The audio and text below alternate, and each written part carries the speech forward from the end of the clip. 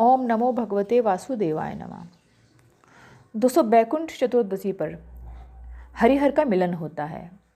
हरिहर मतलब विष्णु भगवान और शिव जी भगवान का मिलन माना जाता है। इसे हरिहर मिलन भी कहते हैं। तो बैकुंठ चतुर्दशी 6 नवंबर को पड़ रही है और दीपदान इसमें रात को किया जाता है। रात्रि के समय अथवा 8 बजे के पश्चात, मध्य रात्रि से पहले 8 से लेकर 12 बजे के बीच में आप कर सकते हैं। वैसे जो पुण्य फल मिलता है वो 12 बजे तक का ही मिलता है, यानी कि 11 से 12 के बीच में आप करें या फिर 12 बजे करें।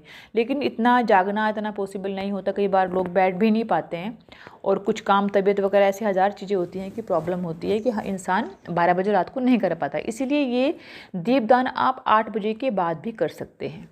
बट दीपदान ये किया जाएगा रात को ही, रात्रि के समय ही किया जाता है।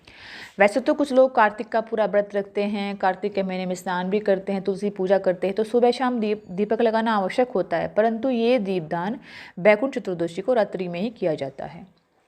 तो इसकी प्रक्रिया क्या है मैं बता देती हूँ, कैसे कैसे हमें इन दोनों का मिलन कराना होता है। शिव जी और हरि भगवान का, हरि विष्णु, श्री हरि भी कहते हैं जिनको, श्री विष्णु एंड श्री हरिहर का मिलन कैसे होता है, यानी कि हमारे लड्डू गोपाल और शिव जी महाराज का मिलन कैसे होता है। आइए बात करते हैं दोस्तों। सबसे पहले रात्रि के समय, यानी कि दिन छिपने के बाद जब सूरज डूब जाता है, उसके पश्चात सबसे पहले आप जहाँ पर आपके घर में मूर्ति है, वो लड्डू गोपाल की मूर्ति हो या फिर श्री कृष्ण महाराज की मूर्ति हो या विष्णु की मूर्ति हो या फिर मंदिर हो, सर्वप्रथम वहाँ पर आप तुलसी का दल चढ़ाइए। तुलसी दल घी का दीपक जलाइए, पूजा अर्चना कीजिए। और फिर उसके पश्चात ही जो शिव जी होते हैं, हमारे नंदी बाबा वाले शिव जी, उनकी पूजा अर्चना करनी है। उन पर गंगा जल चढ़ाइए दूध मिलाकर और चंदन का तिलक लगाइए। और सबसे महत्वपूर्ण है बेलपत्र चढ़ाना, क्योंकि बेलपत्र के बिना शिव जी की पूजा आधी मानी जाती है। तो उसके बाद जो है आप इसमें बेलपत्र चढ़ाने के बाद क्या करेंगे, कुछ देर तक वहाँ पे खड़े रहिए। या फिर अगर घर में आपने ये सब किया है, मतलब आपके घर में ही शिव जी भी हैं और श्री विष्णु भी हैं, तो फिर तो कोई दिक्कत ही नहीं होती है। और अगर आपने मंदिर में किया है, ये घर से दूर पड़ता है, तो आपको वहाँ थोड़ा बैठकर इंतज़ार करना पड़ेगा, ताकि उस समय तक आपका चढ़ाया प्रसाद या भोग जो भी आप वहाँ पर लेकर गए थे, प्रसाद, मिठाई, कुछ भी मीठा, चीनी हो या भली मिश्री के कुछ भाग हों, तो वो एज ए भोग हम भगवान को चढ़ाते हैं। तो जब तक वहाँ पे भगवान शिव और भगवान विष्णु हमारी पूजा को स्वीकार नहीं करते, तब तक वहाँ पे हमें इंतज़ार करना पड़ता है। अगर हम मंदिर में हैं तो तुरंत ही वहाँ से फिर सबसे पहले हम क्या करेंगे, विष्णु को जो हमने चढ़ाए थे तुलसी दल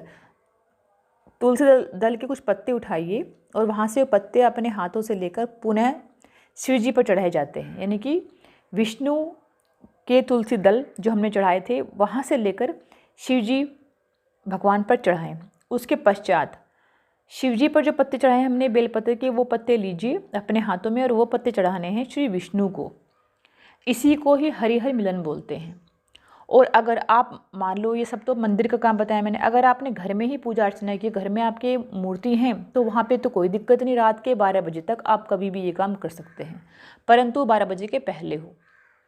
रात को आपने उनका मिलन करवाया, आप आराम कर सकते हैं, परंतु 12 बजे से पहले ही वही प्रक्रिया जो मंदिर में करनी है। आपको पत्ते तुलसी दल के रखने हैं शिव जी भगवान की लिंग पर, और शिव जी के जो पत्ते थे बेलपत्री, वो चढ़ानी है विष्णु की उस पर। उस तत्पश्चात आपने जब पूजा अर्चना कर दी, उसके पश्चात जो है उसके फिर 12 बजे से पहले, यानी कि जो अगला दिन 12 बजे तक आपने सारे काम कर लिया, नेक्स्ट डे जब शुभ मुहूर्त होता है, ब्रह्म मुहूर्त में ये पत्ते दोनों ही श्री विष्णु के ऊपर से पत्ते जो चढ़ाए थे हमने बेलपत्र के, और श्री शिव जी भगवान पर चढ़ाए थे हमने पत्ते तुलसी दल की, वो पत्ते अपने पास एकत्र कर लीजिए, उनको उठा लीजिए, एज ए प्रसाद आप ले लीजिए और वो पत्ते अपने घर में रखिए या फिर घर में इस्तेमाल कीजिए। वो पत्ते एज ए प्रसाद हमें खाना होता है, अपने बच्चों को खिलाइए, उससे बुद्धि तीव्र होती है बच्चों का ध्यान पढ़ाई में लगता है, बच्चों के लिए सब अच्छा होता है, घर में अच्छी